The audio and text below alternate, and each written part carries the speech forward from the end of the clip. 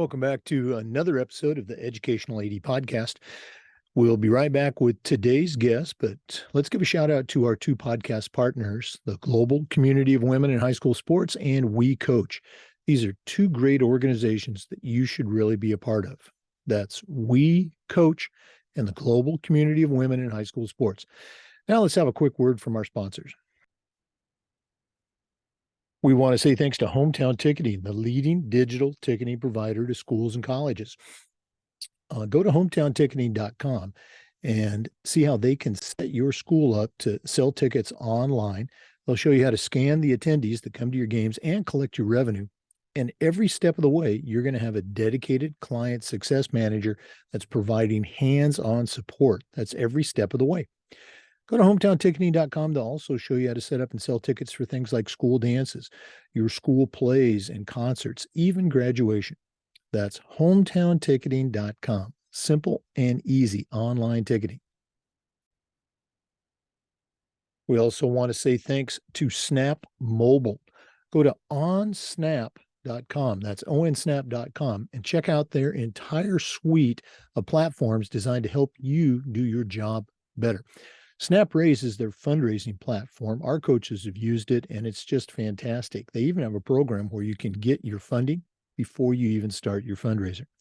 Snap Spend is their secure money management platform.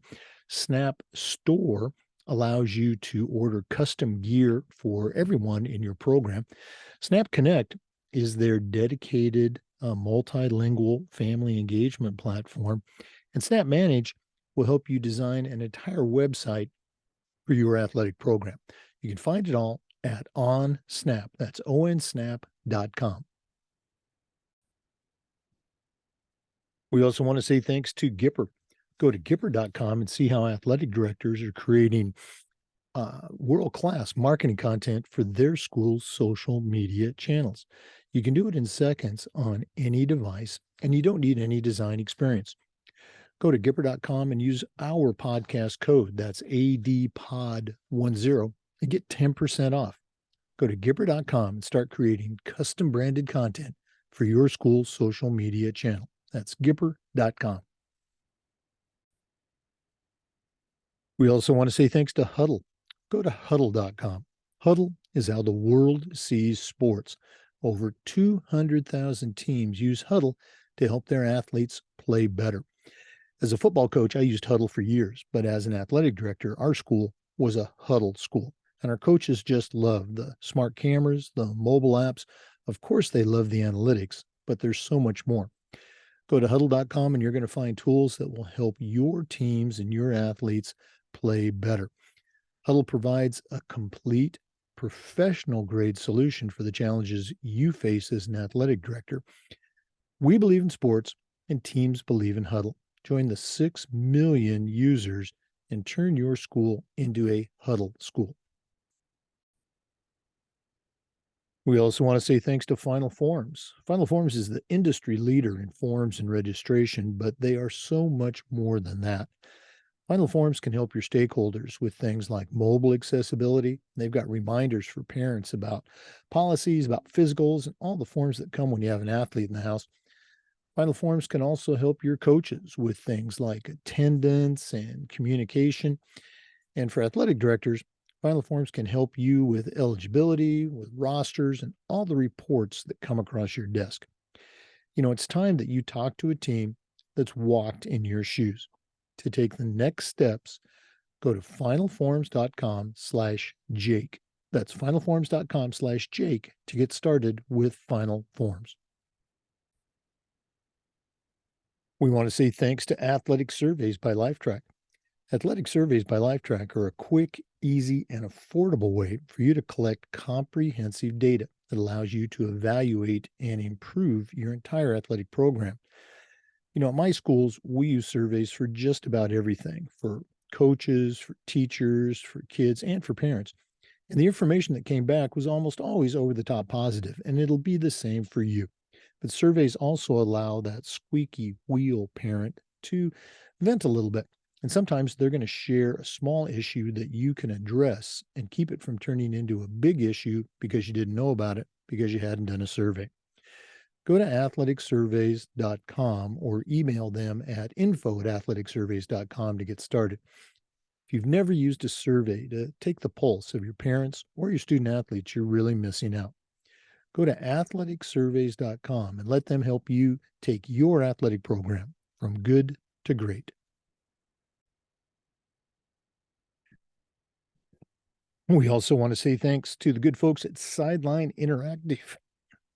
You've heard me mention that we've got a Sideline Interactive indoor scoring table in our gym, and it's just fantastic.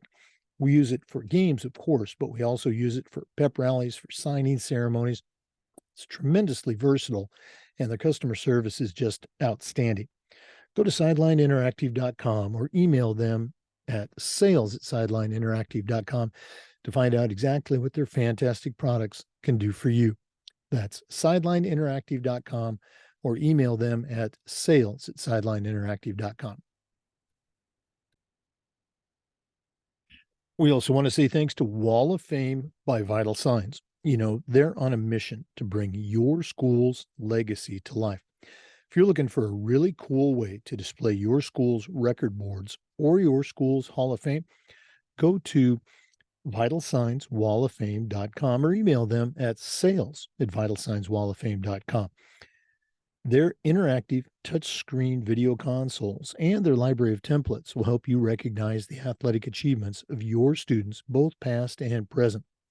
Let them help you showcase your school's diverse history and your proudest moments, and go to vitalsignswalloffame.com. That's vitalsignswalloffame.com. Welcome back, everyone, to another episode of the Educational AD Podcast. Our guest today is Eric Sholtis. He's a certified athletic administrator, and he's the athletic director in the Athens City School District for both the middle school and the high school, and that's in the Plains, Ohio, one of our more frequent states. Eric, welcome to the Educational AD Podcast. Good morning. Thank you for having me. Well, I think you and I connected, like many people do, on the internet, and thought you'd be a good guest for our listeners. So let's go ahead and jump right in. We do like to let our listeners have a chance to get to know our guests. So give us that quick bio, where you were born, where you grew up, maybe some sports background. Take us up through those college years, and then we'll take a break and hear about your working career. But what's the Eric Sholtis story? Gotcha. I was born and raised in southeastern Ohio, where I've spent most of my life, actually.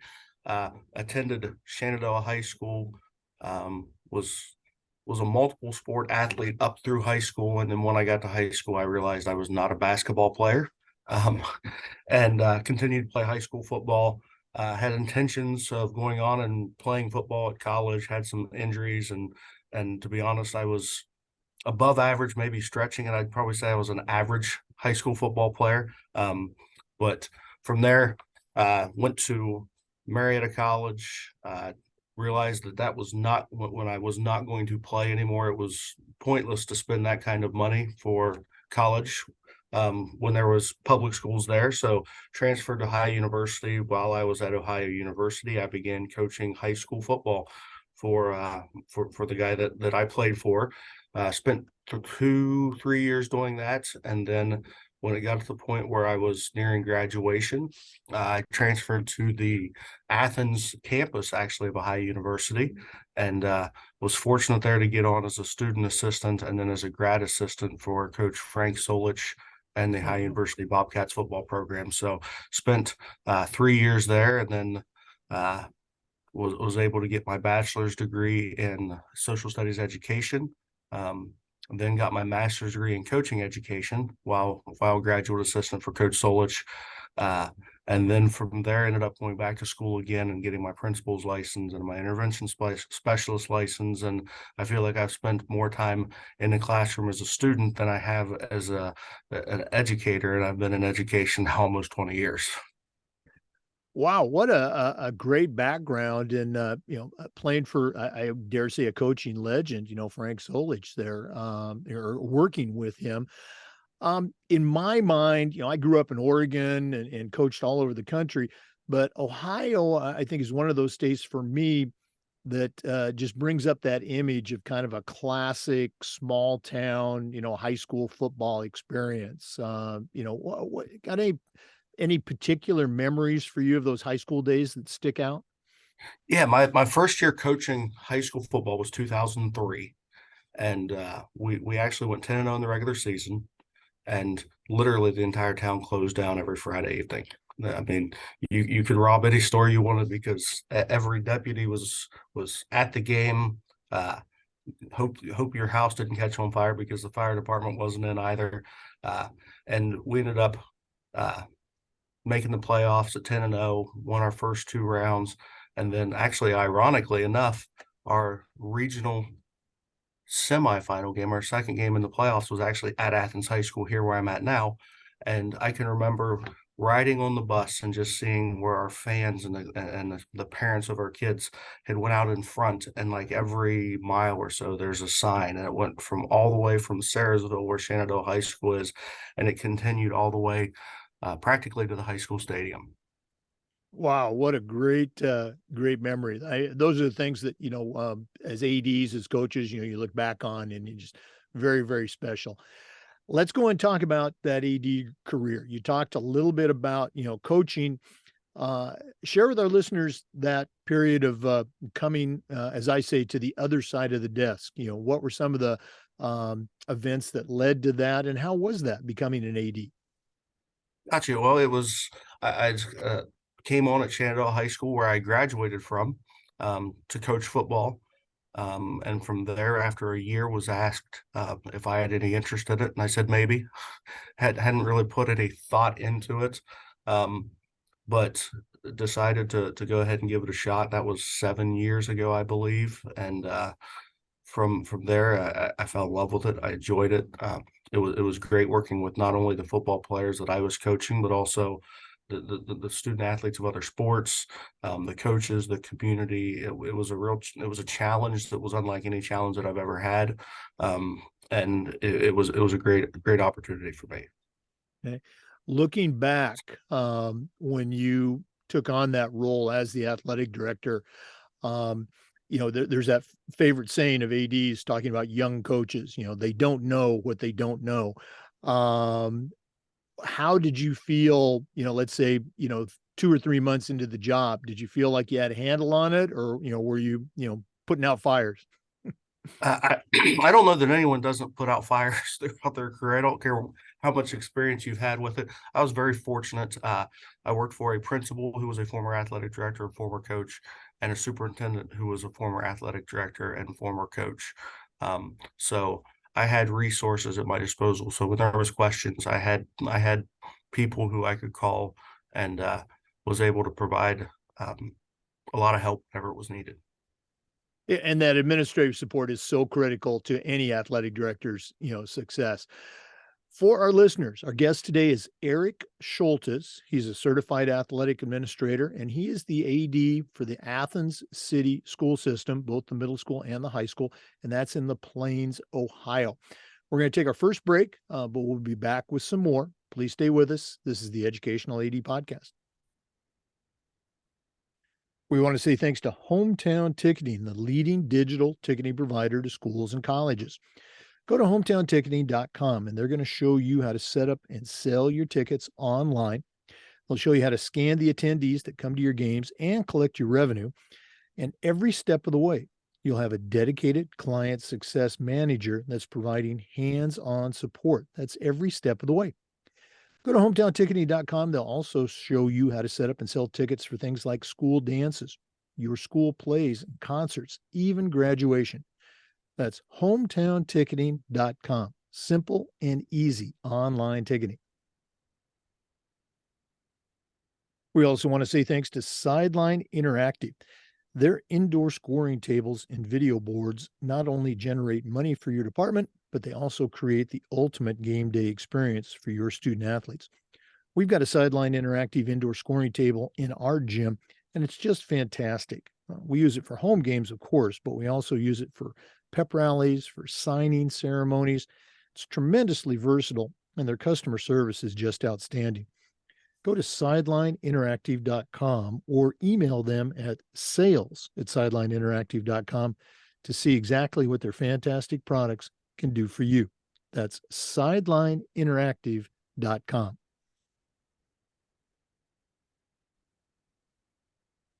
Welcome back, everyone, to the Educational AD Podcast. Our guest is Eric Sholtis from Athens City Schools in Ohio. Eric, you mentioned that first job you had as an AD, you had great support from your principal and your superintendent. We have all had mentors in our life. None of us get to where we're at on our own. So, who are some of those mentors that you'd like to give a shout out to? Gotcha. I think just like most everybody else, my parents obviously had a huge influence in what I do. I was blessed to have two great parents. Didn't see my dad a whole lot. He worked a ton, but I probably have doing the same thing now. Then I've been lucky. I've worked with some unbelievable coaches. Football was most of what my coaching experience has been, other than youth baseball. I don't think that counts. And I've been fortunate enough to work with, like I said earlier, Frank Solich, who is, in my opinion, maybe the greatest football coach to do it. He was fantastic. You look at the programs that he put together and the coaches that then worked for him and went on and did great things, and the players that have done what they've done.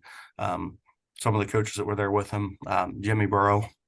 Jimmy was my immediate supervisor as a defensive graduate assistant, worked directly for him, and showed me how to prepare for games, showed me how to interact with kids, and just be the ultimate professional in that. Tim Albin, who's actually the current head football coach at Ohio University now, able to see him occasionally and stuff now after moving back into this area. And then from coaching wise, my high school coaches were they were why I got into what I did. Dan Wesson was a head football coach, and then there was a multitude of others. And then other mentors, I would say Dan Leffingwell and Justin Denis were the superintendent and principal, respectively, at Shenandoah and the local schools. Tremendous. Understand the importance and the value and the purpose of interscholastic, educationally based athletics. Gave me the tools to do what I needed to do, and then just sat back and let me do it. And we're always supportive of it. And then now where I'm at now, our superintendent, Tom Gibbs, giving me this opportunity in Chadrick, the high school principal. Haven't been here long, just moved in July, started technically on the job August 1st, but appreciative of the opportunity to work here that they provided and to work side by side with them.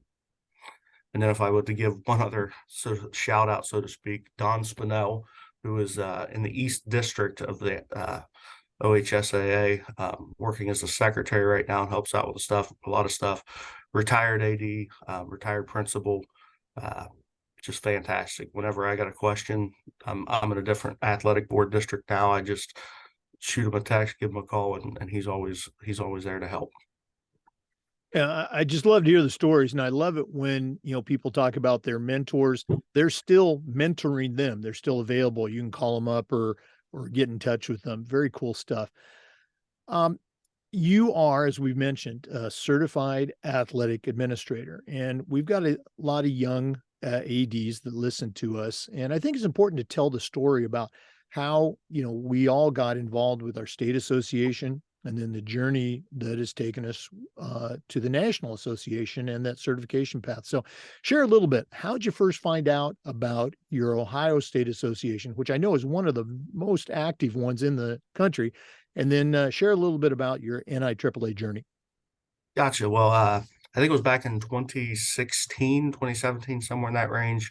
They provided a workshop, an all-day workshop on a Saturday to get the first two LTC courses. I think it's 500 and 501 or 501, 502, whichever one they are.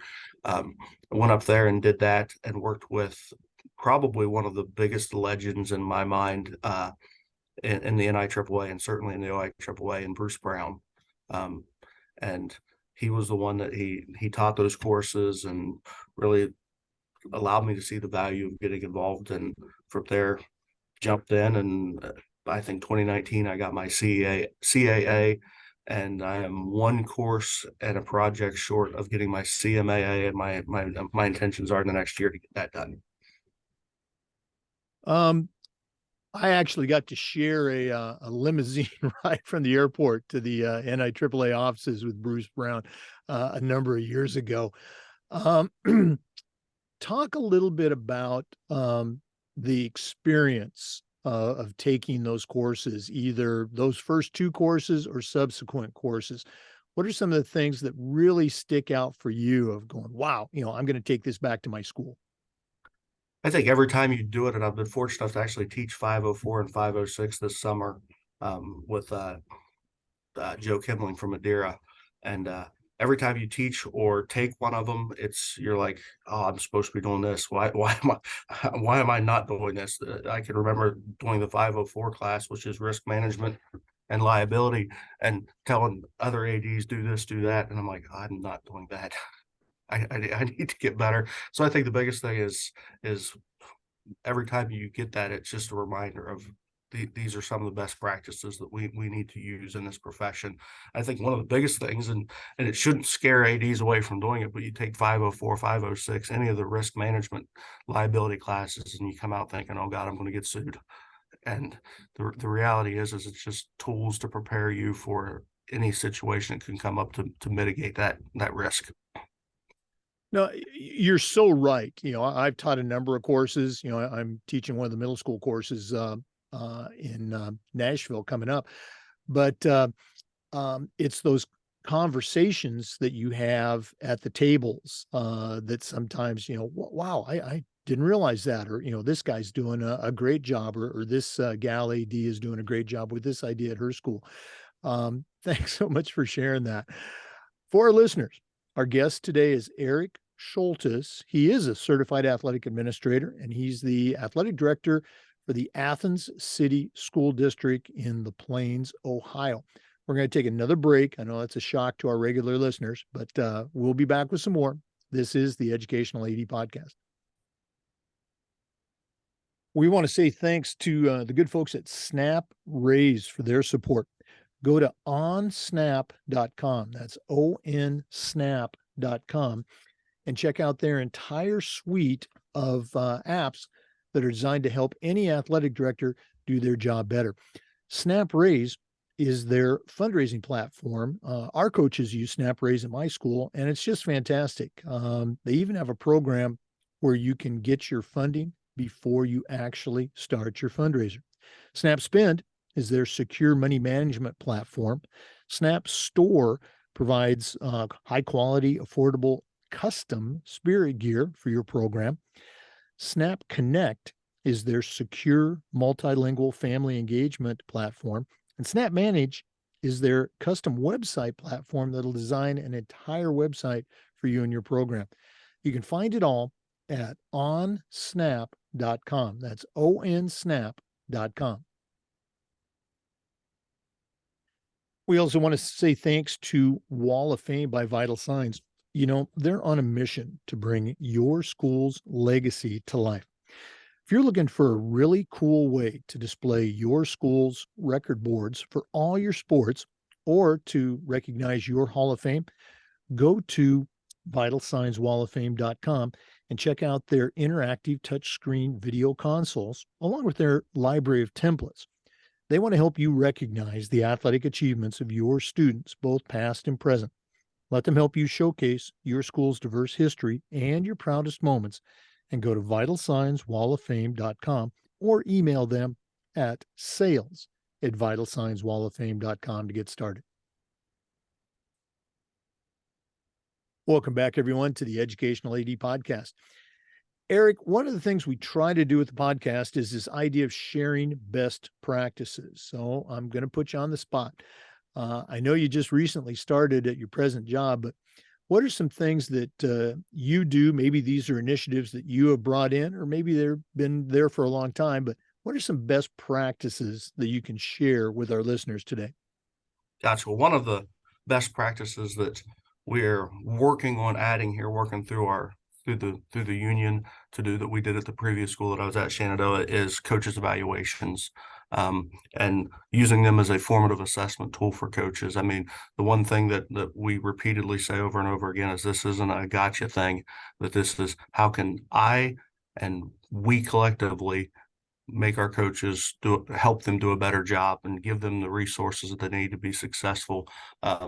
I mean, all of our evaluations are based on 3 questions, and I got this from Noble Local when I was there as a teacher and an AD, because it was how our teacher evaluations were done. Is what do you want student athletes to know? How do you know if they know it? And what do you do if they don't know it? I mean, I think if you answer those 3 questions, then practice is going to be effective. Practice, the kids are going to learn, they're going to have fun, and it's going to help prepare them for whatever sport that particularly is. Along with our coach evaluations, one of the things that we've always done has been not here, hoping to get it done as well, but we did it at Noble Local, is student surveys to give students a voice in what's going on, so that then our coaches can take that. And once again, it's also not a gotcha thing. It's this is what the kids are saying. This is what they like. This is what they don't like. This is the things that we need to improve on. And then, pardon me, 2 other things that we are using here, that one of which has probably been we did it. I started it because of COVID, and it really has been one of probably the greatest tools that I have that I've used has been weekly emails. We share that with our students, with our parents, with the staff, with everybody, that tells what all the events are, what time they start, what time the bus leaves even. It helps our transportation department know, hey, these are the buses that we need. The other thing is we have so many students now who do not attend on campus. It used to be that every student that was a football player, basketball player, was walking in the halls of the high school. That isn't the case anymore. So providing them that information of the bus leaves at 4:00 allows that student who is attending a high university or Hawken College or Zane State or all of the different options that students have for school, it allows to know exactly what time that bus is leaving. And Well, I love your comment about, the evaluation process. It's not a got you. And again, we tried to get away from that word. I know it's just you and I talking right now. We tried to get away from that, evaluation. We would call it a review. And those 3 questions, we would say, what are some things you felt good about? What are some things that you would like to improve on? And then what's a goal that we're going to work to accomplish for next year? And I would tell our coaches that if you're not going to be coming back next year, you already know that. It's because we've talked about it multiple times during the season, and things just aren't working out. But yeah, the evaluation, the review process, so critical. And also that point about communicating with parents and all your stakeholders, very cool stuff. We'll do this at the end of the podcast, Eric, but if one of our listeners wanted to reach out, pick your brain a little bit about how you do things at your school, what's the best way that they can get a hold of you? I would say Twitter is a great way. My Twitter handle is at EJ Sholtis. That's EJSHOLTIS. Or email is esholtis at athenscsd.org. Okay. Again, our guest today is Eric Sholtis. He's a certified athletic administrator at the Athens City School District in Ohio. We're going to take another break, but we'll be back. This is the Educational AD Podcast. We want to say thanks to Gipper. Go to Gipper.com and see how athletic directors and coaches are creating world-class marketing content for their school's social media channel. You can do it in seconds on any device, and you don't need any design experience. Go to Gipper.com and use our podcast code, and that's ADPOD10, and get 10% off. That's Gipper.com. Start creating custom branded content for your school's social media channel. And we want to thank Huddle. Go to Huddle.com. Huddle is how the world sees sports. Over 200,000 teams use Huddle to help their athletes play at the highest level. As a football coach, I used Huddle for years, but as an athletic director, our school was a Huddle school, and our coaches just loved the smart cameras, the mobile apps. Of course, they love the analytics, but there's so much more. Go to Huddle.com and you're going to find tools to help every team and every athlete at your school improve. Huddle provides a complete professional grade solution for the challenges that your school is facing. And you can turn your school into a Huddle school by going to huddle.com. At Huddle, we believe in sports and teams believe in Huddle. Join the 6 million users and turn your school into a Huddle school. That's huddle.com. Welcome back, everyone, to the Educational AD Podcast. Our guest today is Eric Sholtis, a certified athletic administrator from Ohio. Eric, excuse me, one of our long-standing talking points revolves around this idea of toughness. And I set it up this way. 100 years ago, when I was in high school, our coaches would say things like, come on, Jake, you got to be tough, or come on, you got to suck it up. And I think we kind of knew what they meant, and we did it. Since then, we have figured out much better ways to help our athletes develop toughness, which I think is an important component of the sport experience and life. So here's my question. How can an AD help a kid to develop toughness while also being very much aware of the challenges that a Generation Z kid is experiencing that I never had to go through? Do you have any advice for us? Yeah, actually, I think this is one of the more important topics in athletics. Hold on one second. My phone is ringing. Gotcha. Toughness, I think, is probably one of the more important things, not just as it relates to athletics, but as it relates to education and society. I think one of the most important parts of it is to have a clearly defined definition of what toughness is. Toughness isn't just you get hurt and you play through it, and it was just you just got your bell rung and it's nothing. That isn't what toughness is. Toughness, in my mind, it's the ability to bring your talents and skills to fruition regardless of what the circumstances are. And for kids to be able to do that in athletics or in a workforce or workplace environment or in an academic setting is just critically important. And I think we've lost a lot of that. And I think it has a lot to do with, in my opinion, has a lot to do with kids don't have the opportunity to fail or fail in a safe manner anymore. There's this expectation that failure is final. And I think that one of the things that we can do is create the mindset that of a growth mindset, for one, that I can always be better than what I am right now, and it's win or learn. It's not win or lose. It's the idea that failure is not final. Failure is one step in the process to become great. And I think that we're lacking that in our schools and our athletic programs, and I think it's important that we bring that back. I think our listeners, who are mostly athletic directors, would very much agree with you. And I think part of the, our culture now is that parents, for whatever reason, they don't want their kids to fail. They think that, failure is a bad thing. And as coaches, we know that's how you get better. You try things, you work hard, if you accomplish that, we make it a little bit tougher. So what are some things that you do intentionally, through your coaches or even as an athletic director to help your parents understand that this is what athletics is all about? It's trying, failing, succeeding. Any tips jump out that you can share with our listeners?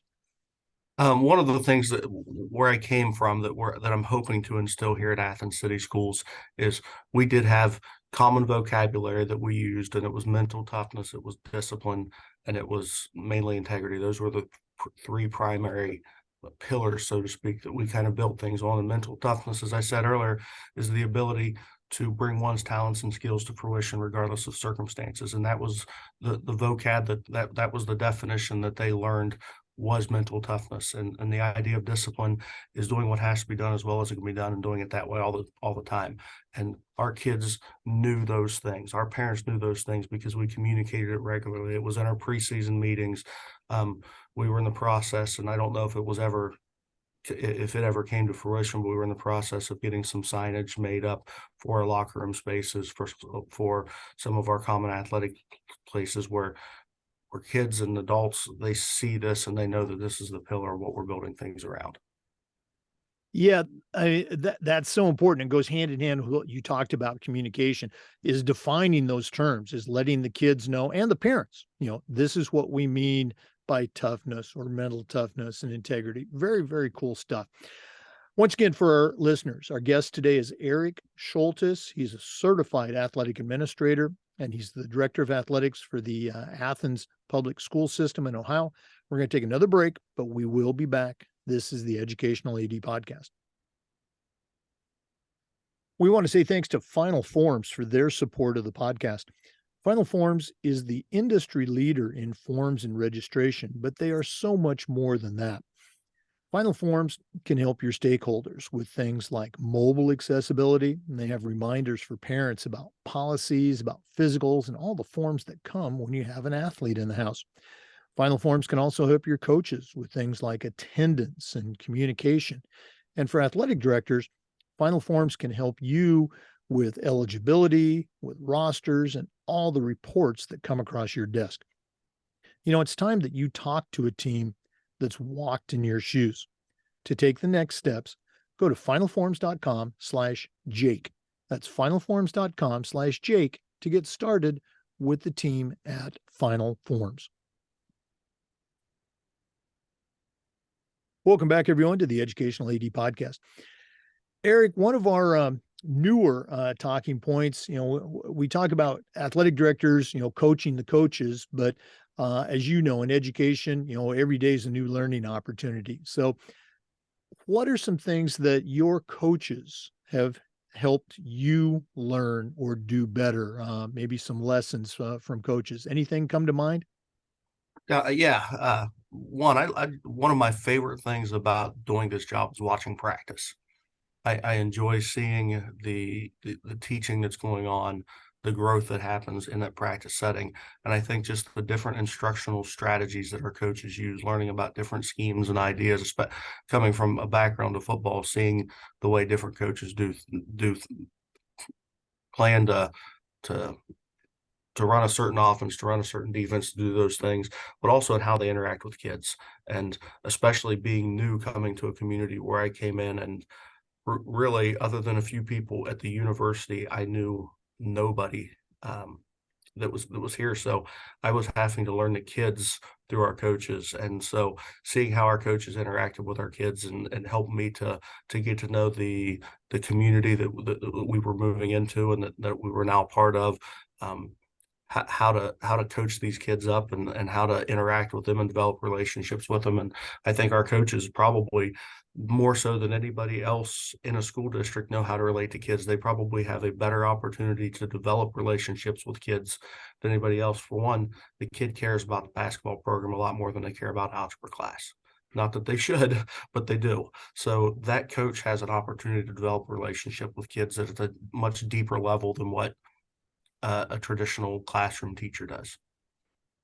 Again, it's one of the things that I encourage coaches to do and tried to do when I was an AD is get out of the office, go watch practice, meet the kids, interact with your coaches. There's just so many different ways to teach a skill, to organize a practice. And our coaches out there, there's some really good ones, and we can all learn from them. Very cool.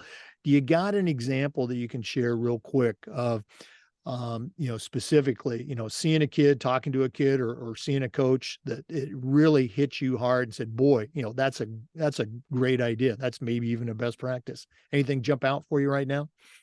I love the way the school where I came from, my boys basketball coach utilized his practice planning, his assistant coaches, his other players.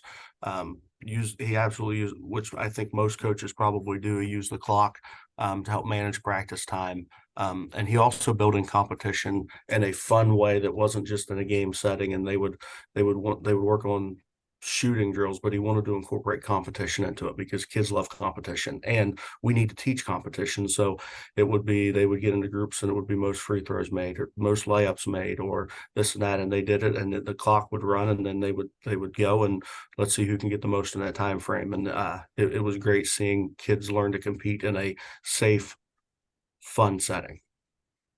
Again, another great example. And I had a very similar experience as a young coach, just watching our varsity basketball coach, where I was a young head football coach, do that with a clock. And I said, boy, what a great idea. I started doing that in football practice as well. Um, Eric, this has been really cool getting to hear about your story and how you are starting a new position here in Athens, but we're not done yet. We always wrap up with the athletic director's toolbox. We're going to take a quick break and hear from Athletic Surveys, who sponsor the athletic director toolbox segment. And when we come back, we're going to find out what Eric Sholtis, a certified athletic administrator, is going to put into his new athletic director toolbox. Please stay with us. We want to thank Athletic Surveys by Lifetrack for sponsoring the AD Toolbox segment of our podcast. Athletic Surveys by Lifetrack are a quick, easy, and affordable way for you to collect comprehensive data that allows you to evaluate and improve your entire athletic program. At my schools, we use surveys for just about everything, for teachers, for coaches, for kids, and for parents. And the information that came back was almost always over the top positive, and it'll be the same for you. But surveys also allow that squeaky wheel parent to vent a little bit. And sometimes they're going to share a small issue that you can address and keep it from turning into a big issue because you didn't know about it because you hadn't done a survey. Go to athleticsurveys.com or email them at info@athleticsurveys.com to get started. If you've never used a survey to take the pulse of your parents or your student athletes, you're really missing out. Talk to the folks at Athletic Surveys by Lifetrack and let them help you take your athletic program from good to great. Well, it's that time of the podcast. We've been visiting with Eric Sholtis, a certified athletic administrator, and he's the AD at the Athens City School District for the high school and middle school there. He's an experienced AD, obviously, but right now I'm going to challenge him to send out a brand new AD on their very first job, but I'm only going to let him put 3 things in their toolbox. Eric, what 3 items are going to go into your athletic director toolbox? I think the single most important tool that an athletic director needs to have when they start a position, I don't care if they're first year or if they have 15 years in, is some sort of a checklist. And I know most probably have that. I have a monthly checklist, a weekly checklist, a quarterly checklist, a checklist for a home basketball game, a checklist for cancellation and rescheduling, a checklist for the awards banquet, and put details in it. Like our football checklist, I had the exact amount of money to put in each box and the number of 5s, the number of 1s, because for 2 reasons. One, you don't assume you're going to remember everything, because at some point you will forget something. And the second part of it is in the event that we called it the bus plan. If I get hit by a bus on the way into school this morning, that event still has to go on. So there has to be something tangible that somebody else has access to where then if that happens, or I get ill this morning and I can't be here, this game still has to happen. So we share it using Google Forms or with the Google Drive, and the Google platform is fantastic for athletic directors. And kind of a caveat to it, I wouldn't call it a separate toolbox. Become familiar with the Google platform because it's a great resource. But the first one was absolutely checklists. Make them detailed, cover everything, and then amend them every year. Make notes on it, and then say, "Oh, I got to add this. I didn't have this in there, but I need to get it added for next year." The second toolbox, or the second tool I would put in the toolbox, would be the use of social media and selling yourself. I know there's people out there who are kind of afraid of using social media, and obviously, if you're in this position, you should be professional. Pardon me. You should be professional enough that you understand the do's and don'ts. But no one's going to tell your story better than you do.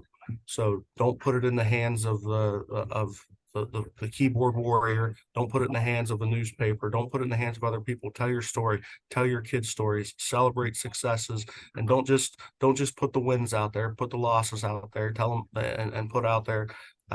We played hard. We came up short. Celebrate kids' successes. Celebrate athletic department successes. Celebrate them all, because it's going to one, promote your programs, and two, it's going to protect yourself in a sense too, because at some point someone's going to be coming after you because they don't like the way you did things and stuff. So it gives you some credibility for the job that you've done. And then I would say the third one, I would say it's an A and B one, and it's all about developing relationships. The first is take time to develop relationships with your booster organizations. I know if you speak to a lot of athletic directors, they would probably say, I have a boosters meeting again tonight. The reality is they're here to support our kids. They're here to support you and your job, and you need them and they need you. And sometimes it's a tumultuous relationship, but take time to develop that relationship so that you can benefit from what they do and you can help them to do the job that they're doing. And then the second part of developing relationships is develop relationships with parents. Don't ignore a problem parent that has an issue with a coach or has an issue with you. Take time, listen to what they have to say. That doesn't mean you're going to agree at the end. It doesn't mean that it's going to, that everything's going to be perfect and everyone's going to be in complete harmony when it's done.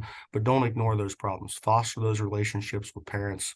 Create a level of trust, because even if they don't agree with you, you'll be able to create trust just by having that conversation and listening. Boy, great reminder about, that booster organization. We don't hear that enough, and you're absolutely right. They can be a tremendous asset when you have developed, as you said, those relationships. Very cool stuff. Eric, one more time, if one of our listeners wants to reach out and pick your brain a little bit, and listeners, I really think you should. You got a great resource here. What's the best way they can get a hold of you? Excuse me. The best way is probably Twitter. It's at EJ Sholtis. That's EJSHOLTIS, or through email, which is eSholtis, ESHOLTIS at Athens, ATHENS, CSD.org. Eric Sholtis, Certified Athletic Administrator, thanks so much for being on the podcast today, and all the best moving forward with your teams there at Athens. Thank you for having me, and it's always, I'll take any opportunity I have to help further this profession and talk about the good things our kids and our coaches are doing. We appreciate you sharing with us today. For our listeners, remember the Zoom recordings of each interview get uploaded to the Educational AD Podcast YouTube channel. We appreciate you listening today. Come back just about every day for new content on the Educational AD Podcast. We'll see you next time. Thanks again for listening to today's episode. Please visit our sponsors, and one more shout out to our partners, We Coach, and the global community of women in high school sports.